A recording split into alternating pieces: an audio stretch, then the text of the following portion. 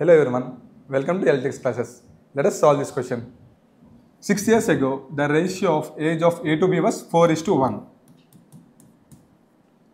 6 years ago, 4:1.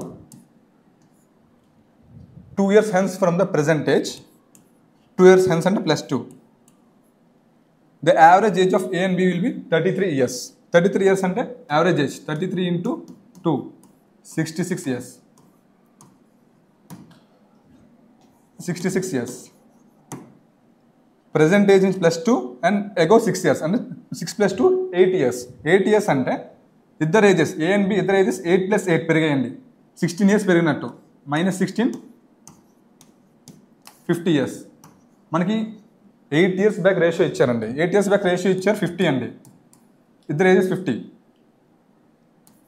అంటే A value 40, B value 10. So present age, find the present age of A అని అడిగారు. 40 plus 6, 46. Option D. Thank you.